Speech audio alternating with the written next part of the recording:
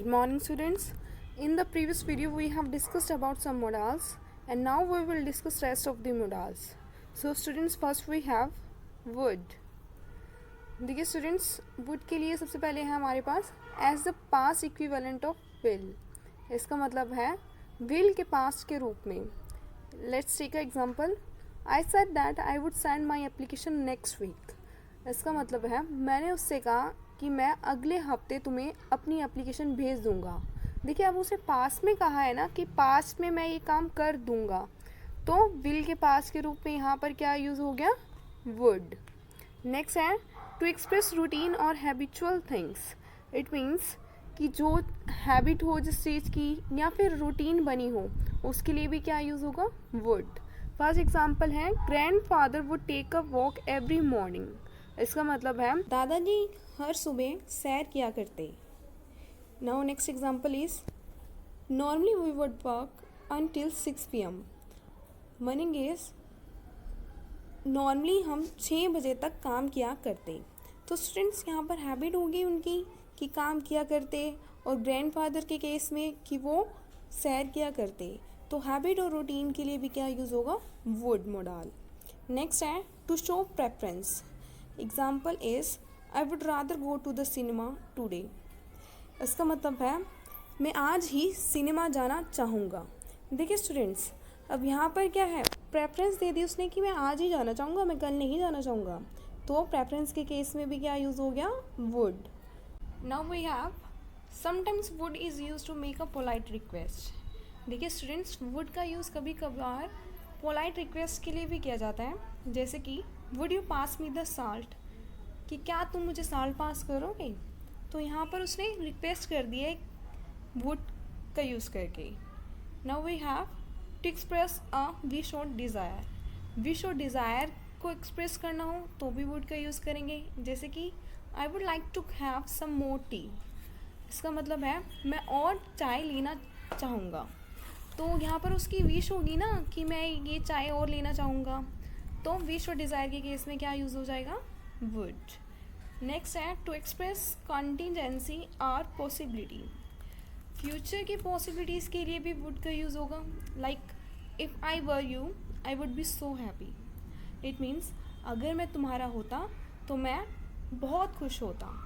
तो पॉसिबिलिटी कर the future के लिए कि अगर ऐसा होता तो वैसा होता, तो उस केस में भी क्या यूज़ हो जाएगा, वुड.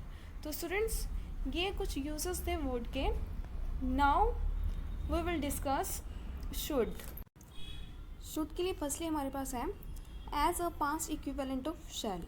इसका मतलब है शैल के पास्ट के रूप में. एग्जाम्पल लेते हैं, I asked him whether I should buy a burger. मैंने उससे पूछा कि क्या मुझे बर्गर खरीदना चाहिए.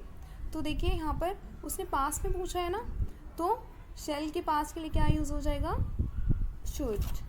Now we have to express duty और सिंपल ऑब्लिगेशन. देखिए ड्यूटी के लिए, सिंपल ऑब्लिगेशन के लिए भी शुड का यूज़ होता है. Like everyone should follow traffic rules. हर किसी को ट्रैफिक रूल्स फॉलो करने चाहिए. अब ये ड्यूटी है ना, ऑब्लिगेशन है, तो क्या आ जाएगा, शुड आ जाएगा यहाँ पर. नेक्स्ट है to express logical deduction. Example is it is raining heavily, Mohit should be late for dinner.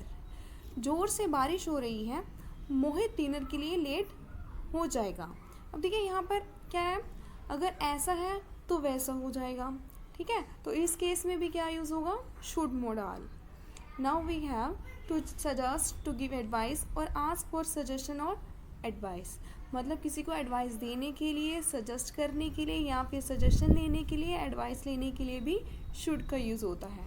Let's take some examples. First we have you should eat healthy food to be fit.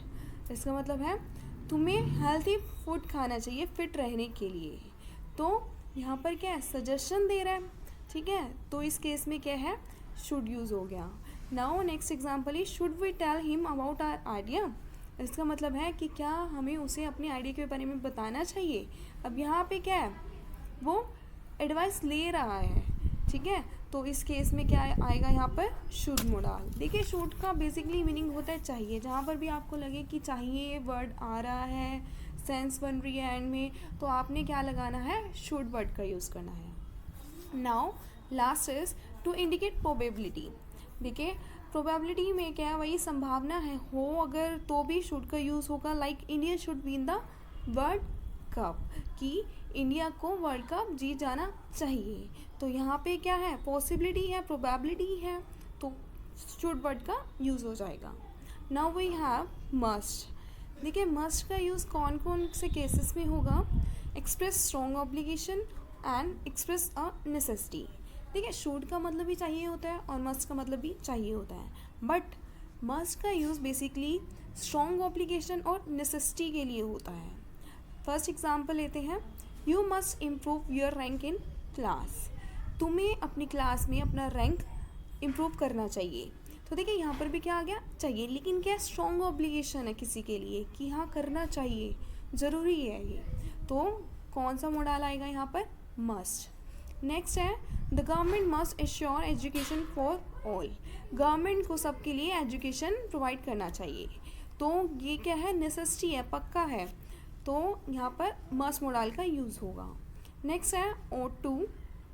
ought to का use होता है moral duty के लिए और probability के लिए। Like we ought to help the poor, हमें गरीबों की मदद करनी चाहिए। तो ये क्या है, मोरल ड्यूटी है ना, तो ought to यूज़ होगा यहाँ पर।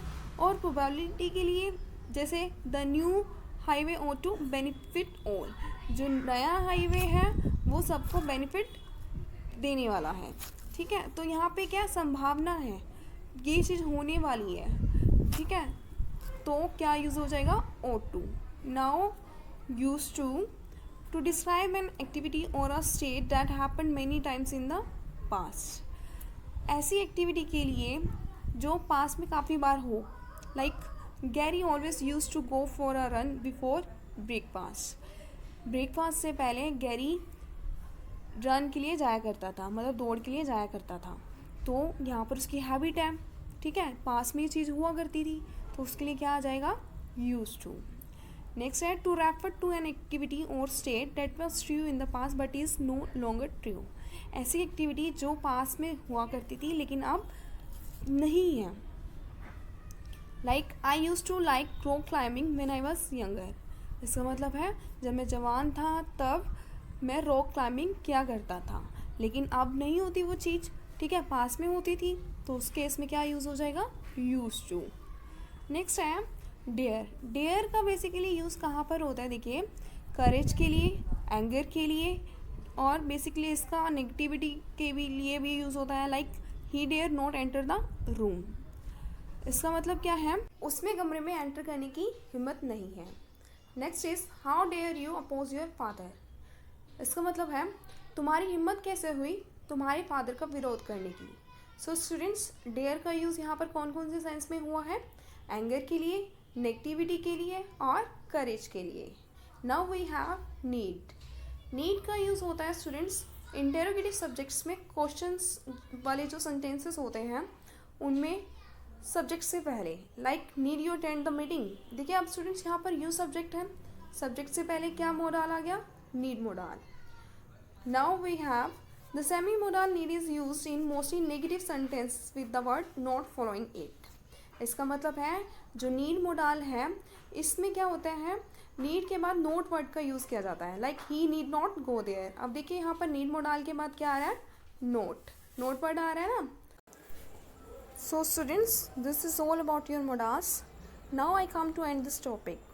Okay, thank you.